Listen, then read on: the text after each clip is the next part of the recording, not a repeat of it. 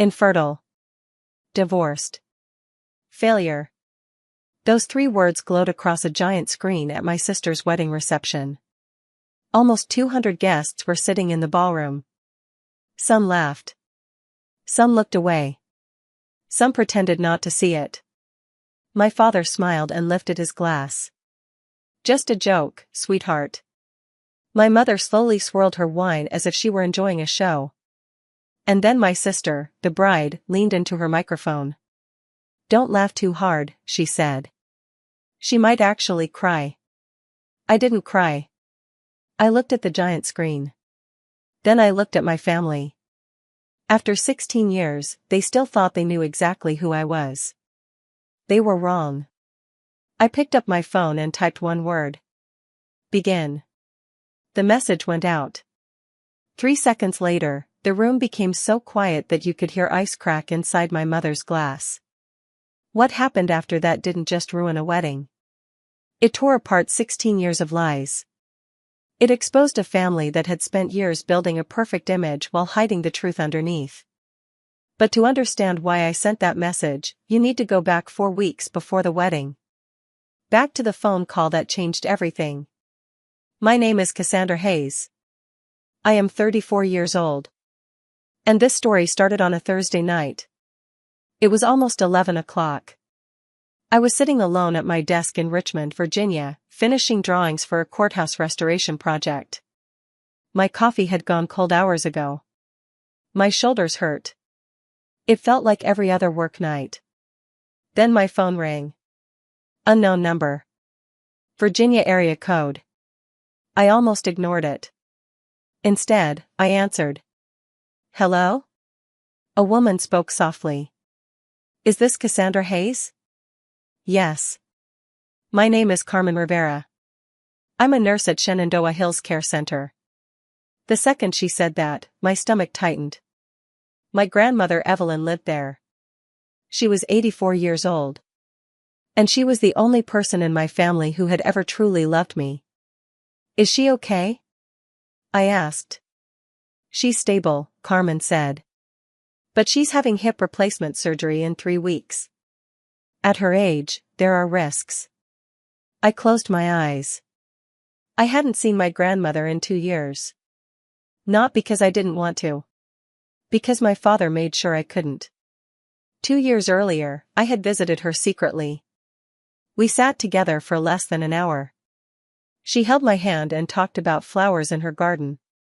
It was one of the happiest afternoons I'd had in years. Then someone told my father. The next day my name disappeared from the approved visitor list. Just like that. As if I were dangerous. As if loving my grandmother was a crime. Cassandra? Carmen asked. I'm here. She hesitated. Your grandmother wanted me to call you personally. I swallowed. What did she say? She said your father told her you can visit. I felt hope rise for a moment. Then Carmen continued. But only if you attend your sister's wedding first. Of course. There was always a condition. Always a price. Always a leash. My father never gave anything freely. Not even access to my grandmother. There is something else, Carmen said quietly. What? Your grandmother asked me to warn you. My chest tightened. Warn me about what? A long pause. They're planning something at the wedding reception. I sat up straight. What kind of something? I don't know. She only said it was about you. The room suddenly felt colder. She wanted you to be ready. After the call ended, I sat alone in silence. Across from my desk hung a framed award. Virginia Emerging Architect of the Year. 5 years of hard work. 5 years of success. 5 years of rebuilding my life. Yet the first call from my hometown wasn't congratulations. It was a warning. And to explain why that mattered, I need to go back much further. 16 years earlier. I was 18. Still living at home. Still hoping my family loved me. I was sitting at the kitchen table when my father slid a document toward me. Victor Hayes. Tall. Sharp. Always in control. The kind of man who never raised his voice because he never needed to. People obeyed him anyway. "Sign it," he said. I looked down. Land transfer papers. The property was 2 acres on the edge of town. A creek. An old oak tree. Rolling green grass. My grandmother had given it to me on my 16th birthday. Legally. Officially. It was mine. My father pointed at the papers. "I need that land for the Oak Ridge Development Project." I looked up. "It belongs to me. It belongs to this family." "No," I said. "Grandma gave it to me." His eyes hardened. "Sign." I looked toward my mother. Lorraine Hayes sat at the end of the table reading a magazine. She never looked up. Not once. Pages turned. That was her answer. I didn't sign. 3 days later, my college fund disappeared. The money my father had promised since I was a child. Gone. 1 week later he stood in the front hallway. Arms crossed. Face cold. "If you walk out that door," he said, "don't come back." My little sister Brielle stood halfway up the staircase. Watching. Silent. I kept waiting for someone to stop me. Someone to say this wasn't right. Nobody did. So I left. 1 duffel bag. $43. And nowhere to go. That night my father told everyone in town that I had run away. That I dropped out of school. That I broke my mother's heart. None of it was true. But in our town, Victor Hayes' version of events became reality. For 2 weeks I slept in my car. I worked at a gas station. Then a diner. Sometimes both jobs in the same day. I earned my GED. Went to community college. Transferred to university on scholarships. Worked harder than I thought was possible. There were nights I survived on cereal and coffee. Nights I cried from exhaustion. But I kept going. Because nobody could take education away from me. At 23 I graduated. Cap. Gown. Diploma. Nobody from my family came. Not one person. After the ceremony I went home alone. Bought takeout. Sat on the floor of my apartment. And cried where nobody could see. A year later I married Preston Hale. At first he seemed charming. Successful. Confident. Safe. I was wrong.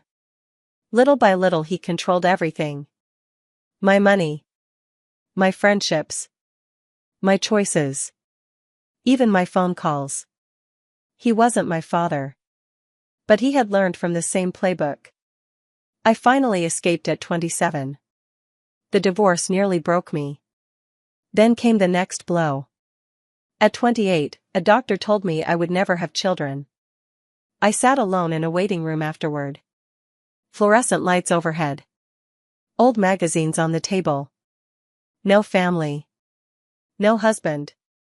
Nobody beside me. Just silence. Somehow Brielle found out. Preston had remained in contact with my family. And private information had always been treated like entertainment in our house. Now I was 34. A senior architect. Respected. Successful. Independent. Yet my hometown still believed I was a failure. The morning after Carmen's call, I sat in my office thinking about my grandmother. Across the room, my coworker Nolan Pierce wore headphones while reviewing project files. Nolan was one of the calmest people I had ever met. Reliable. Loyal. Steady. The closest thing I had to family. I walked into his office. "I need a favor." He removed his headphones. "What happened?" So I told him everything. The nursing home. The wedding. The warning. The possible trap waiting for me. When I finished, he leaned back. If you go, he said, you go with a plan. I know. You're still going? My grandmother might not survive surgery. He nodded immediately. No argument. No hesitation. Then we'll make sure you're prepared. That night I booked a hotel room in my hometown. I bought a navy blue dress. Simple. Elegant. Professional. Definitely not something my mother would approve of. And for the first time in 16 years, I started planning instead of hoping. 3 weeks before the wedding, my father demanded a family dinner. His condition before allowing me to visit Grandma Evelyn. So I drove back to town. The house looked exactly the same. White columns. Perfect lawn. Perfect image. Perfect lie. The front door opened. Lorraine looked me up and down. You look thin. I wasn't thin. I exercised regularly. I was healthy. But my mother never used concern to help people. She used it to cut them. Inside, Victor sat at the head of the dining table. Same chair. Same posture. Same power. What are you doing these days? He asked. I work for an architectural firm. Answering phones? I stabbed my fork into my food. Didn't respond. Correcting him never helped. Brielle arrived 20 minutes late. She entered like a celebrity making an appearance. Her engagement ring sparkled under the lights. 4 carats. Maybe more. She immediately pulled me into the hallway. I need a favor.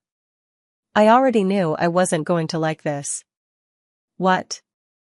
Don't wear anything flashy to the wedding. I stared at her. She smiled. Ashton's family is important. Important. Unlike me. She tilted her head. Still single? I said nothing. Some people just aren't meant for marriage, I guess. Then she walked away smiling. Before I left, my mother handed me a garment bag. Inside was the ugliest dress I had ever seen. Beige. Baggy. 2 sizes too large. Perfect for disappearing. This would look lovely on you, she said. At the front door, my father placed a hand on my shoulder. The Whitakers are old money. His voice was low. One mistake and an important business deal could disappear. Then he looked directly into my eyes. Don't embarrass us. I drove away. Halfway home something clicked. Whitaker. I knew that name. Not from Brielle. Not from the engagement. From work. The next morning I searched our firm's client database. And there it was. Whitaker Heritage Foundation. The organization funding one of our biggest restoration projects. The chairwoman's name appeared on screen. Genevieve Whitaker. Ashton's mother. For 6 months I had worked directly with her. Emails. Meetings. Project reviews. She knew my work. She trusted my judgment. But we had never met in person. I stared at the screen. Interesting. Very interesting. I wasn't planning to use that information. But I remembered it. Just in case. That evening Nolan called. I found something. What? The reception venue hired temporary AV staff. I frowned. So? I applied. Nolan. They hired me. I laughed despite myself. You didn't. I absolutely did. He sounded proud. They're short-staffed. You don't have to do this. Yes, I do. Then his voice softened. They already loaded the weapon, Cassandra. A pause. I'm just making sure you have a shield. By the end of the week, Nolan had access to the entire reception projection system. And that's when I began preparing for the possibility that my family might do exactly what Grandma Evelyn feared. I wasn't preparing revenge. I was preparing truth. And sometimes truth is far more powerful than revenge. 1 week before the wedding, my father finally approved my visit with Grandma Evelyn. 30 minutes. Supervised. That was the condition. As if I were a criminal instead of her granddaughter. The nursing home smelled like hand sanitizer and overcooked vegetables. My mother sat in the hallway scrolling through her phone. She didn't even come inside. Grandma Evelyn was waiting by the window. She looked smaller than I remembered. Older. More fragile. But her eyes were still sharp. The second she saw me, she reached for my hand. There you are. Her voice shook. Tears filled my eyes immediately. I sat beside her. For a moment neither of us spoke. We just held hands. You look strong, she said. I try. No. She squeezed my fingers. You are strong. Something in my chest cracked. Because she was the only person who had ever said those words and truly meant them. Then she leaned closer. Don't let them break you again. I swallowed hard. I won't. She smiled. Good. Then she reached under her pillow. Carefully. Slowly. And pulled out an envelope. Carmen helped me hide this. I opened it. Inside was a photocopy of a property deed. My eyes widened. The 2-acre parcel. The land my father had tried to force me to sign over 16 years earlier. My name was still on it. I stared at the document. Confused. What is this? It belongs to you. It always belonged to me? She nodded. Victor never got it. I looked up. What? He tried. 4 years. Her voice dropped. But legally, he never owned it. I could barely breathe. For 16 years I had believed he somehow found a way around my refusal. That he had won. But he hadn't. The land was still mine. He tells people it belongs to Hayes Development. Grandma Evelyn shook her head. But it doesn't. Before I could speak, a knock came at the door. My mother's voice followed. Time's up. Of course it was. I folded the document carefully. Grandma Evelyn squeezed my hand one more time. Remember who you are. I kissed her forehead. Then I left. My mother never asked how the visit went. She only checked her lipstick and said, "Let's go." I walked out carrying 2 things. Proof that my father had lied. And proof that my grandmother still believed in me. Back in Richmond, Nolan sat in my apartment reviewing the presentation we had prepared. Slide 1 showed my graduation photo. Alone. Smiling. The caption read, "No one came to my graduation. I went anyway."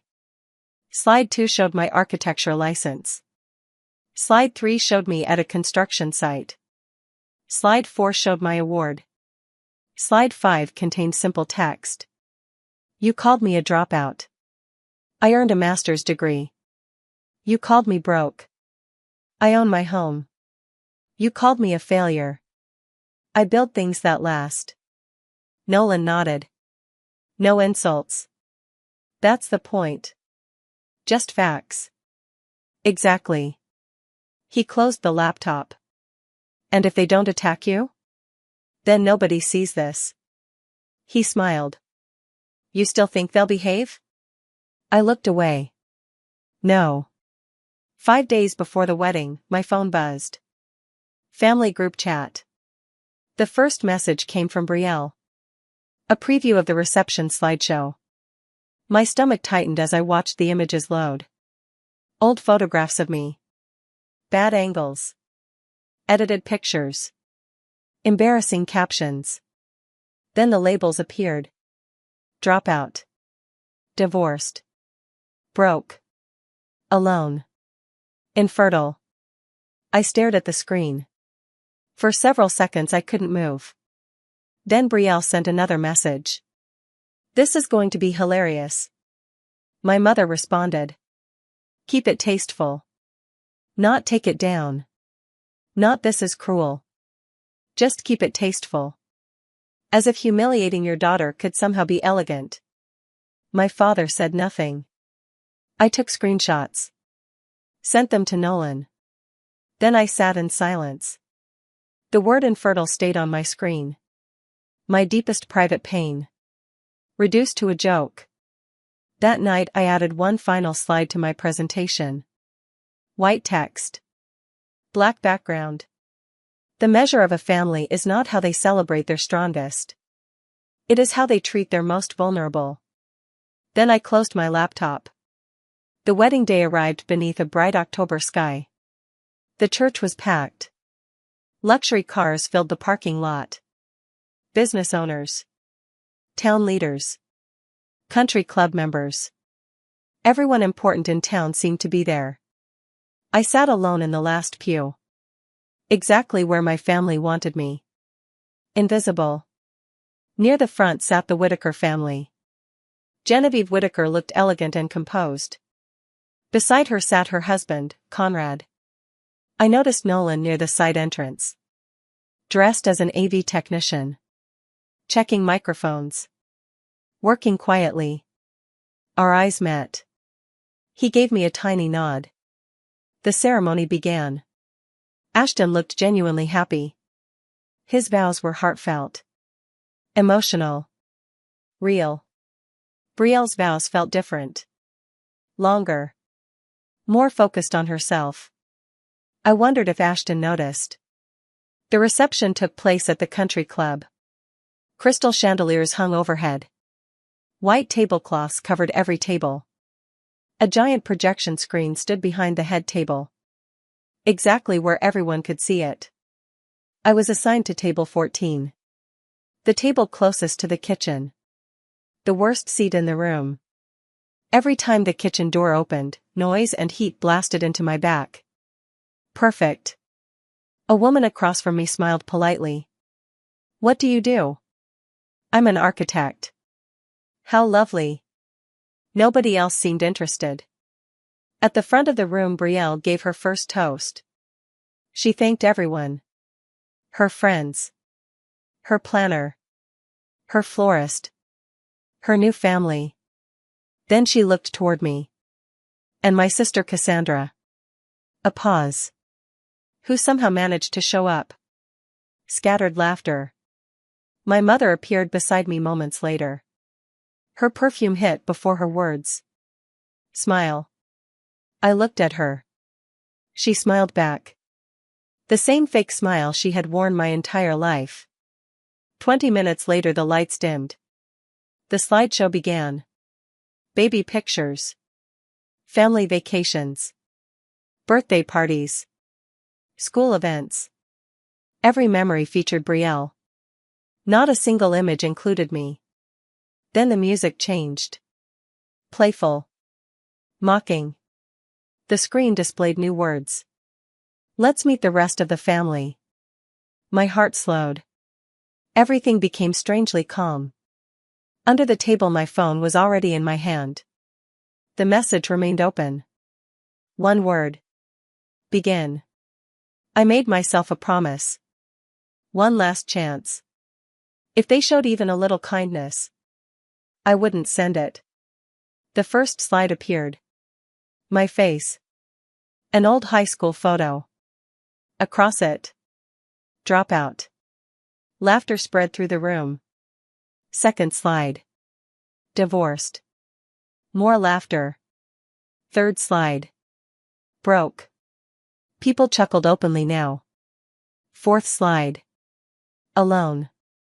I saw Brielle grinning. Then came the last slide. A cartoon baby. A giant red X. One word. Infertile. The room went silent. Not completely. Some people still laughed. But many looked uncomfortable. They knew this was wrong. Then Brielle leaned into her microphone. Don't laugh too hard. She giggled. She might cry. My father lifted his glass. Just a joke, sweetheart. My mother smiled. I looked around the room. 200 people. Watching. Judging. Laughing. My private grief was now public entertainment. That was enough. I pressed send. 3 seconds passed. The slideshow froze. The screen turned black. Brielle frowned. What happened? Nolan calmly switched USB drives. The screen lit up again. A title appeared. The Real Cassandra Hayes. The room became completely silent. My father stood immediately. What is this? Nobody answered. First slide. My graduation photo. No one came to my graduation. I went anyway. Whisper spread. Second slide. Licensed architect. Third slide. Senior architect. Fourth slide. Virginia Emerging Architect of the Year. People turned toward me. One table after another. Faces changing. Expressions shifting. The story they believed was falling apart. The final slide appeared. You called me a dropout. I earned a master's degree. You called me broke. I own my home. You called me a failure. I build things that last. I slowly stood. My father looked furious. Turn it off. Nobody moved. The final quote appeared. The measure of a family is not how they celebrate their strongest. It is how they treat their most vulnerable. Silence. Pure silence. Then my father began walking toward me. Fast. Angry. When he reached my table, he lowered his voice. Sit down. I didn't move. His eyes narrowed. Do it. Still nothing. Then came the threat. If you don't stop this, you'll never see your grandmother again. The old weapon. The same one he always used. But this time it didn't work. I looked directly into his eyes. You don't get to use Grandma Evelyn anymore. For the first time, I saw fear. Then Ashton stood. Wait. Everyone turned. He looked at me. Then at Victor. Let her speak. Brielle grabbed his arm. Ashton. He gently pulled away. I want to hear this. The room shifted. The balance of power changed. My mother stood. Cassandra, please. I faced her. For the first time in my life, I'm not the one embarrassing this family. Then I stepped forward. Into the center of the room. Every eye followed me. I didn't need a microphone. The room was quiet enough. I didn't drop out. Nobody spoke. My father cut off my tuition because I refused to give him land that belonged to me. Gasps. I left home with $43. More silence. I worked. I studied. I built a career. I looked toward Brielle. My divorce wasn't failure. Then I looked directly at the giant screen. And infertility is not a joke. Brielle's face turned pale. You put my medical condition on a screen for 200 people. Nobody laughed now. Not one person. Then Genevieve Whitaker stood. She walked calmly across the ballroom. Every person watched. She stopped in front of me. T. Hayes. I nodded. You're the architect working on our heritage project. Yes. She turned toward my father. The look in her eyes was ice cold. The woman you humiliated tonight is the architect my foundation hired. My father's face drained of color. I didn't know. Genevieve didn't blink. Exactly. A wave of whispers swept through the room. You didn't know your own daughter. Brielle rushed forward. She's lying. Genevieve simply pointed at the screen. Am I looking at lies? No answer. My mother tried next. This is a family matter. Genevieve's voice sharpened. You made it public the moment you projected it onto a 10-foot screen. The room exploded with murmurs. Then my father tried one final move. The Oak Ridge Partnership. There is no partnership. Genevieve cut him off. The room froze. What? Her expression never changed. After what I witnessed tonight, there will be no partnership. My father looked stunned. My mother looked ready to collapse. Then I remembered the deed. Slowly, I removed it from my purse. The land for Oak Ridge isn't yours anyway. The room turned toward me. I held up the document. The center parcel belongs to me. Genevieve's eyes widened. So you misrepresented ownership? My father said nothing. For the first time in his life, he had no answer. Conrad Whitaker stood, buttoned his jacket, and walked toward the exit. Genevieve followed. Ashton. Her voice was firm.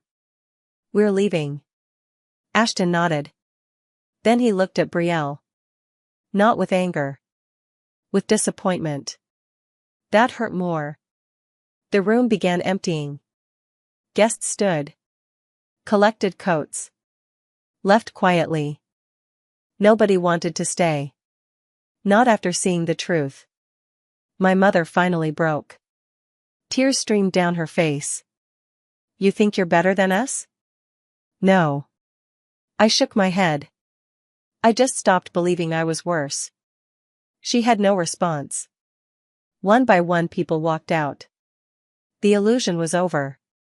16 years of pretending had ended. I looked at my family.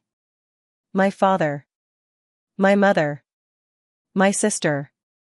And I spoke one final time. I didn't come here to destroy your wedding. I looked at Brielle. I came because Grandma Evelyn asked me to. Tears rolled down her cheeks. I don't hate any of you. Then I looked at my father. But I am done being your punching bag. Silence. If you want a relationship with me, it starts with respect. Nobody spoke. I picked up my purse. And if you can't do that. I took a breath. This is goodbye. Then I walked away. Toward the exit. Toward freedom. Toward a life I built myself. Before I reached the door, Genevieve stopped me. Monday morning. I looked at her. Our office. She smiled slightly. We have a project to finish. I nodded. Outside, the night air felt cool and clean. Nolan waited beside my car holding 2 coffees. You okay? I laughed softly. No. Then I looked back at the building. But I'm better than I've been in years. My phone buzzed. A message from Carmen. Your grandmother watched everything online. She's laughing. She says, that's my girl. Tears filled my eyes. For the first time all night, they were happy tears. 3 weeks later, life kept moving. The Whitakers canceled the deal. My father's reputation cracked. My mother's social circle disappeared. Brielle and Ashton entered counseling. But the biggest change happened inside me. I stopped asking for permission to exist.